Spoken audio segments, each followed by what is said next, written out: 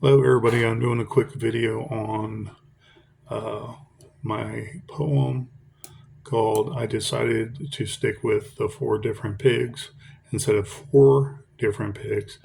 And I polished it up a little while ago while online and on Facebook. Really had fun doing it, and I had to adjust some words because of the actual view screen, the window, I want to say fields. I could see it better on Facebook, and then I can make some trims and I can fix the words closer to what I was thinking of. And it just looks so much better because of the view. Okay. And so I finished it on my phone and then I transferred it to Facebook. And so I'm going to do a reading right now, and I hope you enjoy it. It's called The Four Different Pigs by P. Francis McNichol, and hopefully it shows a metamorphosis of the first video I did.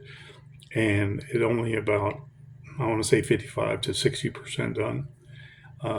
Now it is fully completed and fully polished, and I really enjoy reading it too. It reads even better than I can enunciate, trust me. So let me start out here. Crimson cries fall on deaf ears, the red-coated layers of the Queen's austere years. As the night fades, gravity shaves away memories, bashfully passive and afraid. In a castle sorrow and dust, blissful ignorance replaces a bone shrivel of crust. Love generations gone, Bertha's church conceded a crescent moon of croutons. A majesty's crown falters, clearly discarded, sons for centuries dearly departed. Crumb cake and waterfall sprays wane like empires in Windsor soup marinades. Altar boys in the abbey disappeared, even the taxman owing the king arrears. The elderly sit politely aghast as gold stars eclipse a Union Jack at low mast. Crowds and food lines string along as masked barbarians sing silly love songs.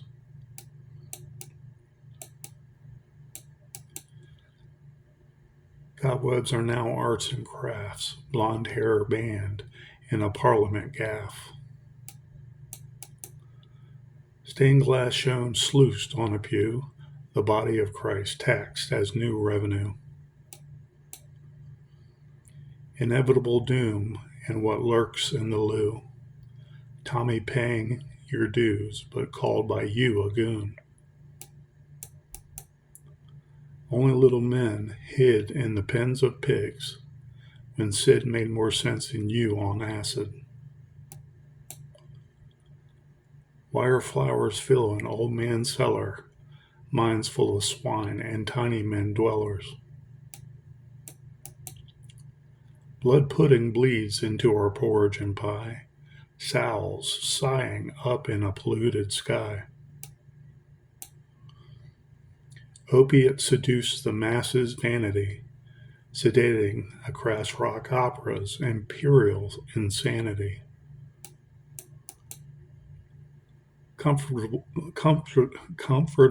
in a numbing stasis, where grandmothers are macheted in a crumbling oasis. Grooming gangs admire tires and oligarchs, Islam invading by Noah's Ark barks. So much for an island of victors, toast at tea parties and parliament a bicker. Not free to defend what you reap, believe what you want and hide what you keep. Architecture is the last to go in your socialist hole, where radicals bomb what you sowed. No one's perfect, especially you, labeling a free man a fascist and his people too.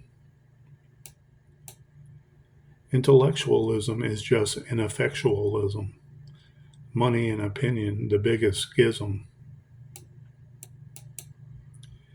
But so is control of the poor seen in a shithole as you protect your bankroll. Blame me for the exhaust in your car or everything that made who you are a star. I'm not the loon poltroon in a lopsided moon or an odd echo out of tune. Yeah. That was the Four Different Pigs. It was a reference to some songs before. Many people know them. And referring to our social classes and hierarchy of who's in charge. The globalists want to be in charge, and the globalists are what Roger Waters needs to worry about more than me, more than Trump, more than his own king also.